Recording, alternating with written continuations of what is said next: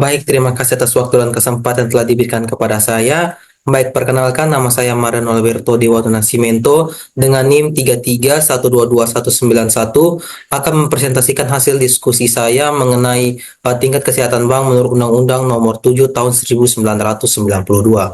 Di sini bank yang saya bawakan adalah Bank BJB atau Bank Daerah Jawa Barat dan juga Banten. Dari hasil review ini akan menyelesaikan salah satu ujian akhir semester dari mata kuliah lembaga keuangan bank dan juga non-bank. Oleh karena itu, sekiranya pada pembahasan saya kali ini dapat memahami kita semua dan dapat memahami para penonton agar semakin lebih yakin dan juga semakin lebih paham mengenai tingkat kesehatan bank menurut Undang-Undang Nomor 7 Tahun 1992. Tanpa memperpanjang kata lagi, kita masuk pada pembahasan yang pertama.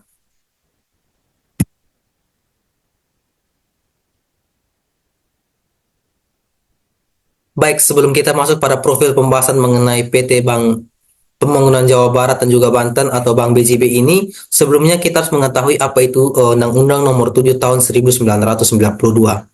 Undang-Undang Nomor 7 1992 adalah undang-undang yang mengatur tentang tingkat kesehatan perbankan, di mana di dalam Undang-Undang Nomor 7 Tahun 1992 itu mengatur beberapa tingkat kesehatan yang akan dilihat dan akan dinilai oleh Bank Indonesia dan juga lembaga pemerintah.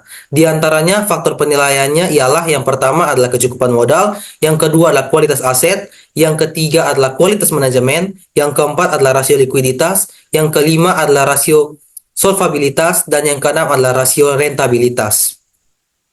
Baik, selanjutnya kita akan membahas tentang profil dari Bank BJB itu sendiri. PT Bank Pembangunan Daerah Jawa Barat dan juga Banten (TBK) berdagang sebagai Bank BJB, dahulu dikenal dengan Bank Jabar atau Banten. Adalah Bank BUMD atau Badan Usaha Milik Daerah milik pemerintah Provinsi Jawa Barat dan juga Banten. Bank ini didirikan pada tanggal 20 Mei 1961 dengan bentuk perseroan terbatas ataupun PT. Kemudian dalam perkembangannya, bank ini berubah menjadi badan usaha milik daerah dari Provinsi Jawa Barat.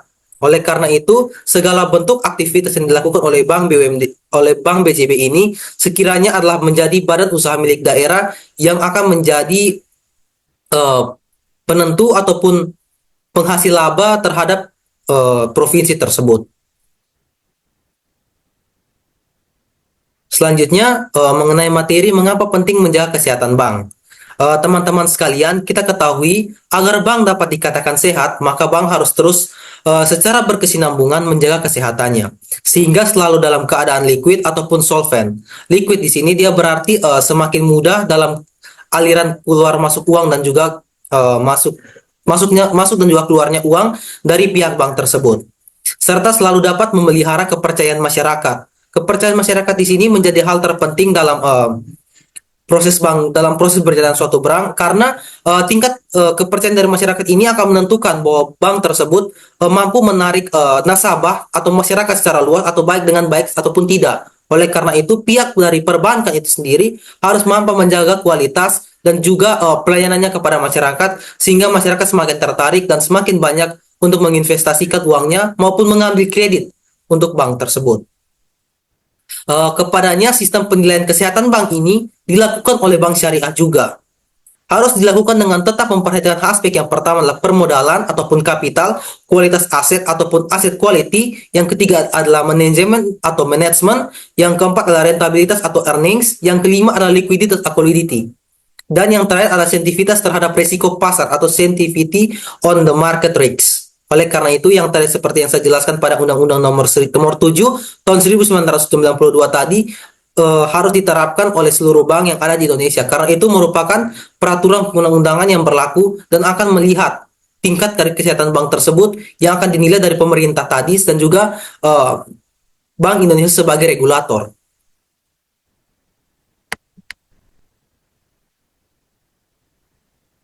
Selanjutnya, pembahasan yang pertama, kita melihat dari kecukupan modal Bank BJB. Dalam 5 tahun terakhir, rata-rata CAR dari PT Bank Pembangunan Daerah Jawa Barat dan juga Banten (TBK) adalah 18,12%. Bank ini masuk dalam kalangan sangat sehat dalam peringkat komposit 1, tingkat permodalan yang kuat ini mengungkapkan bahwa bank mampu mengatasi potensi kerugian dan juga pembiayaan antara aktiva dan juga berisiko. Oleh karena itu, kita ketahui sendiri bahwa kecukupan modal artinya pihak perbankan itu sendiri dapat menanggulangi berbagai hal mengenai tingkat suku bunga kredit yang diberikan kepada masyarakat ataupun nasabah itu sendiri.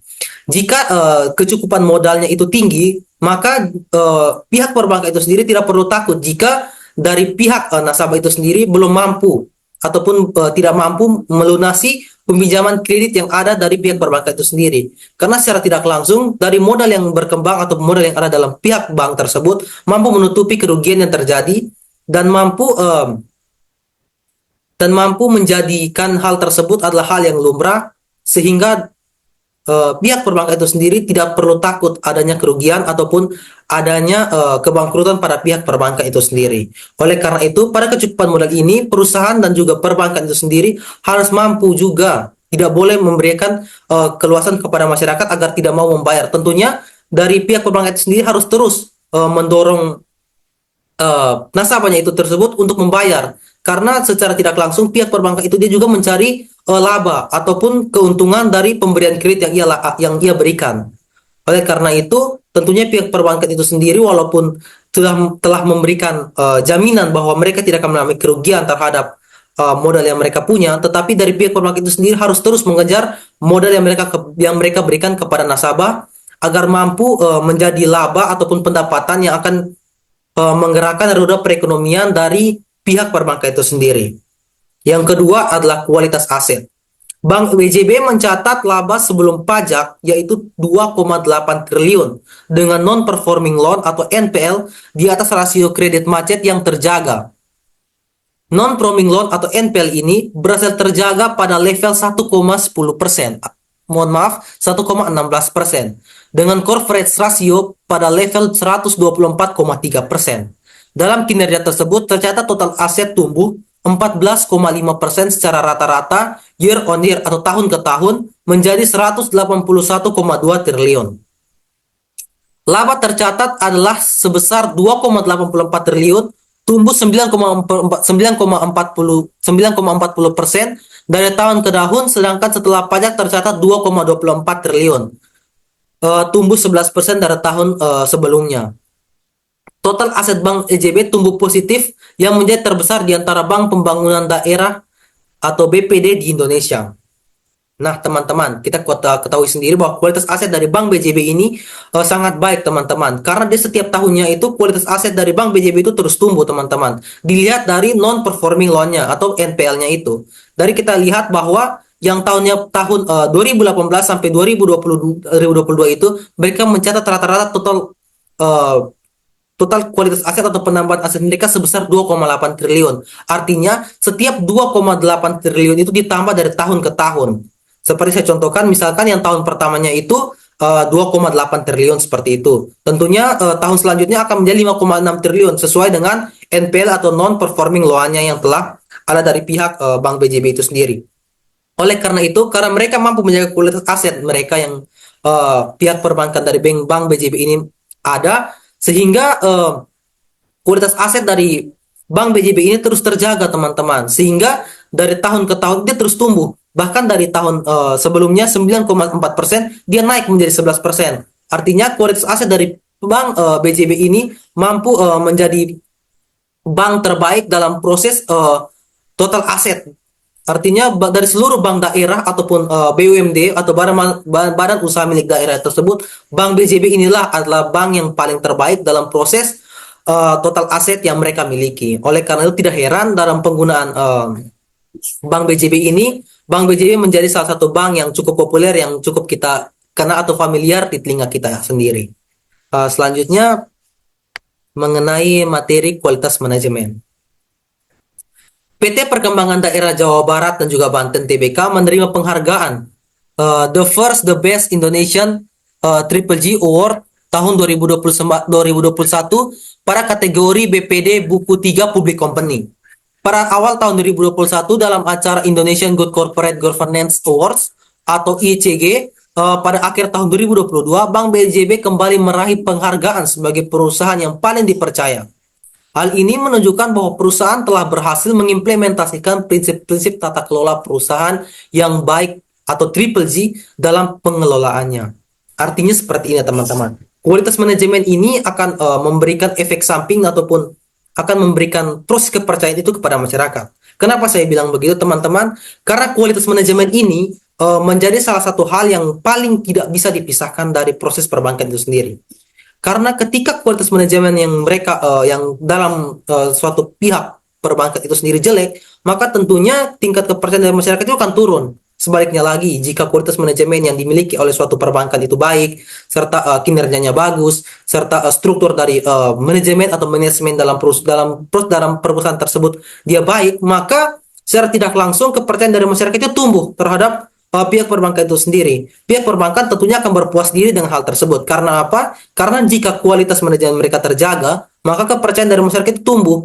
Jika kepercayaan dari masyarakat itu tumbuh, tentunya dari pihak nasabah atau masyarakat itu sendiri tidak ragu untuk menanamkan modal dan juga memberikan kredit terhadap nasabah-nasabahnya. Oleh karena itu, dari kualitas manajemen ini kita dapat menarik kesimpulan bahwa dalam suatu pihak perbankan tersebut tidak hanya uang yang berputar, teman-teman. Tidak hanya uang yang berputar, tetapi orang-orang di dalam tersebut harus mengimplementasikan uang tersebut agar mampu memberikan rasa aman dan juga rasa percaya dari nasabah itu sendiri, sehingga mampu menumbuhkan kualitas dari pihak perbankan itu sendiri. Yang keempat adalah rasio likuiditas. Selama periode tahun 2018 hingga 2022, PT Bank Pembangunan Daerah Jawa Barat dan juga Banten TBK berhasil memenuhi standar tingkat rasio kredit bermasalah yang ditetapkan. Tingkat NPL atau net dengan rata-rata hanya 1,60%. Memperoleh peringkat komposit 1, artinya sangat baik. Hal ini menunjukkan bahwa pihak bank tersebut berhasil mengimplementasikan strategi yang efektif setiap tahunnya dalam mengendalikan kredit bermasalah, sehingga kualitas kredit tetap terjaga. Nah, sudah seperti yang saya berikan pemahaman dari kecukupan modal tadi, teman-teman. Rasio likuiditas ini harus terus ditekankan oleh pihak perbankan itu sendiri. Walaupun kita memiliki kecukupan modal yang tinggi untuk menutupi kerugian yang ada, tentunya pihak perbankan tersebut dia tidak mau rugi, teman-teman. Karena apa? Yang diputarkannya itu adalah uang masyarakat atau uang nasabah. Oleh karena itu, mereka tidak boleh memberikan uang nasabah itu secara cuma-cuma kepada orang yang memakai layanan kredit dari pihak perbankan itu sendiri, yang kemudian dia menghilang. Dia menghilang dari pemberian pinjaman kredit tadi. Oleh karena itu pihak perbankan itu sendiri harus menjaga, harus memberikan riset yang cukup kuat sebelum memberikan pinjaman kredit kepada nasabah ataupun masyarakat yang meminjam dari jasa kreditnya itu. Sehingga risiko untuk pengembalian dari kredit tersebut gagal itu dia sangat minim ataupun sangat kecil. Oleh karena itu yang saya tangkap dari pihak perbankan Bank BJB ini, mereka sangat baik karena mereka memberikan jasa layanan kredit itu dengan berbagai sistem dan juga berbagai pengamanan yang cukup kuat, sehingga mereka dapat memastikan betul apakah calon pemberi kredit ini mampu melunasi ataupun mampu menyelesaikan kredit yang mereka buat ataupun yang mereka janjikan dari pihak perbankan itu sendiri. Selanjutnya, yang kelima mengenai rasio rentabilitas. PT Bank Pembangunan Daerah Jawa Barat dan juga Banten TBK menunjukkan kinerja keuangan yang kuat selama 5 tahun terakhir dengan rata-rata ROA sebesar 1,71%. Bank tersebut diberi predikat sangat sehat dalam peringkat komposit 1. Kebijakan strategi yang berhasil diimplementasikan setiap tahun membantu menjaga rentabilitas tingkat ROA, menunjukkan kemampuan bank dalam mengelola aset dari penghasilan laba yang memadai. Sudah saya berikan gambaran dari total aset tadi, teman-teman. Di mana dari rasio rentabilitas ini kita dapat melihat total aset ataupun tingkat pertumbuhan aset dari pihak perbankan itu sendiri. Kita ketahui sendiri bahwa selama 5 tahun terakhir PT Bank Daerah Jawa Barat dan juga Banten ini menumbuhkan ROA-nya itu sebesar 1,71%. Artinya dari setiap tahunnya itu rasio rentabilitas dari Bank BJB itu naik, sehingga pihak Bank BJB itu dari kualitas manajemen yang baik tadi yang seperti saya jelaskan tersebut dapat menghimpun dana dan juga mengeluarkan dana, sehingga total aset yang mereka miliki itu terjaga, dan juga penghasilan laba yang diterima oleh perusahaan dan juga ataupun pihak perbankan ini tersebut dia tidak mengalami kerugian karena sudah ditutupi dari rasio likuiditas yang telah terjamin tadi. Yang terakhir ataupun yang keenam adalah rasio solvabilitas. Dalam rata-rata CAR, Bank BJB sebesar 16,90%, yang berarti angka tersebut menyatakan bahwa rasio kecukupan modal yang semakin tinggi akan menunjukkan tingkat kesehatan bank yang semakin baik dan mampu menutupi kemungkinan kegagalan dalam pemberian kredit. Sudah seperti yang saya jelaskan pada rasio rentabilitas dan juga kecukupan modal tadi, bahwa pemberian kredit ini tidak boleh semena-mena ataupun hanya melakukan pemberian kredit seasal-asal saja. Karena tingkat kerugian dari pemberian kredit tersebut dia cukup besar. Oleh karena itu, seperti yang sudah saya jelaskan tadi, bahwa jika ingin memberikan pinjaman kredit kepada nasabah, tentunya harus melakukan survei ataupun pengawasan cukup ketat, sehingga tingkat kerugian ataupun cadangan kerugian yang akan diberikan dari peminjaman atau pemberian kredit tersebut dapat mudah diatasi dan tidak beresiko besar terhadap perkembangan ataupun profitabilitas yang akan diterima oleh pihak perbankan itu sendiri. Selanjutnya mengenai hasil review yang saya dapat. Di sini saya menggunakan metode yang pertama adalah risk profile, yang kedua adalah GCG, yang ketiga adalah earnings, dan yang keempat adalah capital. Di mana pada risk profile-nya ini NPL dan LDR-nya mencatat rasio di mana rata-ratanya yang untuk NPL-nya itu 0,60% dan yang LDR-nya itu sebesar 88,20%. Untuk NPL-nya itu dia sangat sehat teman-teman, karena di sini PK ataupun pengeluaran keuangannya itu diibaratkan 1 sampai 5. Artinya 1 itu sangat sehat, 2 itu sehat, yang ketiga itu cukup sehat, yang keempat tidak sehat, yang kelima itu sangat tidak sehat. Oleh karena itu dia berada pada PK nomor 1. Oleh karena itu pihak perbankan yang Bank BJB ini mampu memberikan NPL setiap tahunnya itu stabil, sehingga bisa dikatakan sangat sehat. Untuk LDR-nya ini, dia juga mencatat hal yang sangat baik, artinya dia tetap konsisten dari tahun ke tahun, sehingga predikatnya itu dia meraih angka 3, artinya cukup sehat. Walaupun dia tidak sehat ataupun sangat sehat, tetapi dia mampu menjaganya secara baik. Artinya tidak mengalami kerugian yang berarti pada sistem perkembangan ataupun sistem operasional dari pihak perbankan itu sendiri. Yang kedua adalah GCG. Para pos GCG itu dia menghasilkan rata-rata predikatnya itu adalah 2, artinya baik ataupun sehat. Tidak, dia sangat sehat, tetapi itu sudah sangat baik teman-teman. Karena apa? Karena BUMD atau Badan Usaha Milik Daerah tersebut dia bekerja untuk suatu provinsi. Tetapi di sini dari hasil review yang saya dapat, bahwa dia memberikan predikat yang sangat baik sebagai pihak BUMD itu sendiri. Oleh karena itu tidak perlu kita pertanyakan lagi kualitas dari total aset dan juga kualitas manajemen yang ada dari PT Bank BJB ini. Yang ketiga adalah earnings atau ROA-nya itu dia mencatat rata-rata predikat 1,71, artinya sangat sehat. Seperti yang saya jelaskan tadi, bahwa ROA ini menjadi salah satu hal yang sangat penting karena dia adalah proses pengolahan dari kualitas aset tadi, dari modal yang sudah ada dari pembahasan yang nomor 1 tadi. Oleh karena itu, tidak salah lagi bahwa Bank BJB ini memperoleh predikat sangat sehat pada proses operasional yang terjadi dalam suatu periode ataupun 5 periode terakhir. Dan yang terakhir adalah kapital ataupun CAR-nya itu dia menghasilkan 18,12%.